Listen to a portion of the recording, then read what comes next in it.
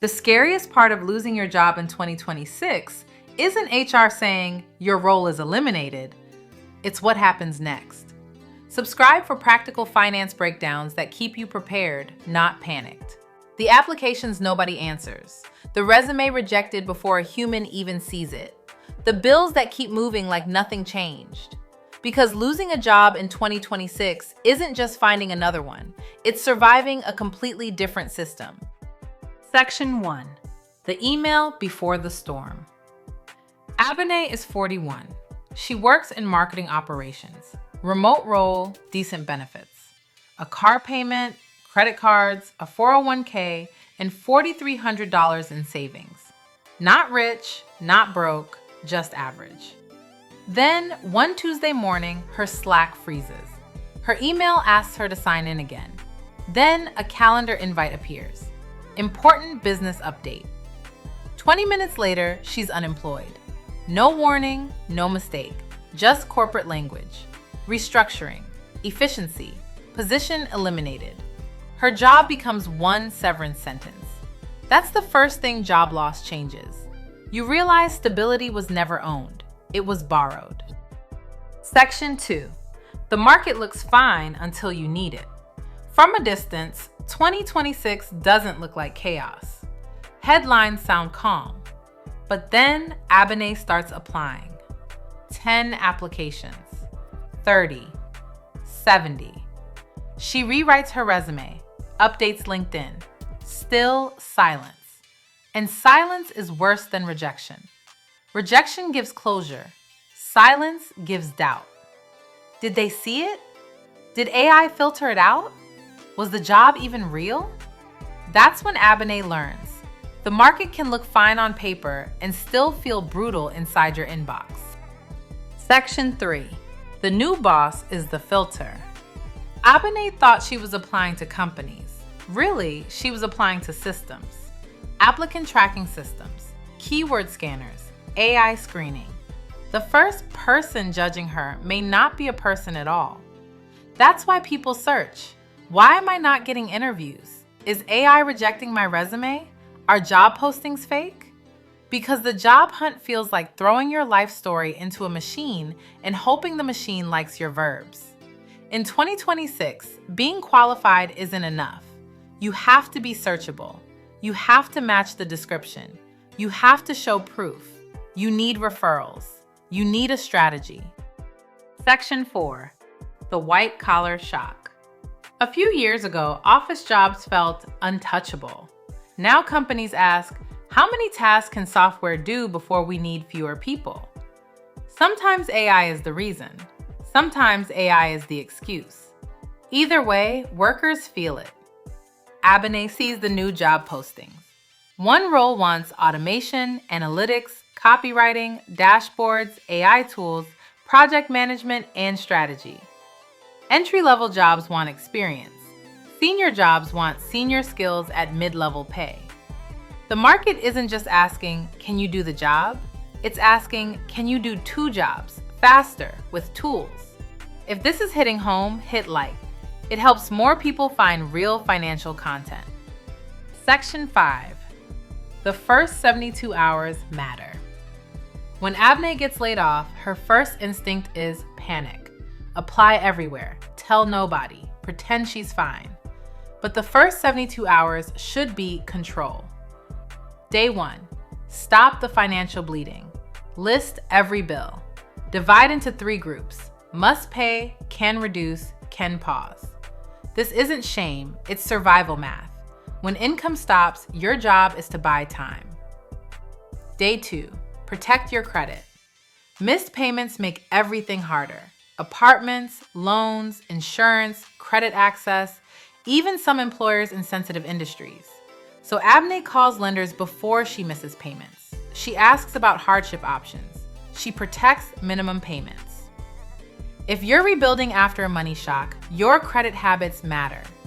Ava is a credit building app that can help you build credit history over time by using it consistently and responsibly, with payment activity reported to major credit bureaus. Check the Ava link in the description. Section 6. Stop applying like everyone else. Day 3 is the career reset. Abney stops applying like a desperate stranger. She starts applying like a problem solver. First, her resume mirrors the job description. Not fake experience, not keyword stuffing, just clear language the system recognizes. Second, she builds proof. One case study, one result, one before and after example. Because in 2026, claims are cheap. Proof travels faster. Third, she stops relying only on job boards. She messages former coworkers, asks for referrals, joins industry groups, and she tells people exactly what she wants. Not, let me know if you hear of anything. Too weak. She says, I'm looking for marketing operations roles where I can improve automation and reporting. If you know a team hiring, I'd appreciate an introduction. Clarity beats clever. Section 7. Your identity will fight you. Here's the emotional part. Abney doesn't just miss the paycheck. She misses being needed. She misses having a title.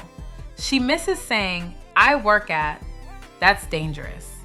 Because when your identity is tied to your job, unemployment feels like humiliation. So she avoids people, stops posting, acts calm while her stomach does math all day. But here's the pivot. A company can remove your role. It cannot remove your skills. It cannot remove your experience. It cannot remove your future. Section 8. The 2-track plan. Abney creates a new rule. Track 1. Get income now. Track 2. Rebuild power long term. Most people only do track 1. They panic apply until something sticks. But track 2 changes everything. She asks better questions. What skills keep showing up? What tasks are being automated? What work still needs human judgment? So she upgrades, improves automation skills, practices interviews out loud, builds a small portfolio, reaches out to 5 people every weekday, not 50 random applications, 5 real human connections.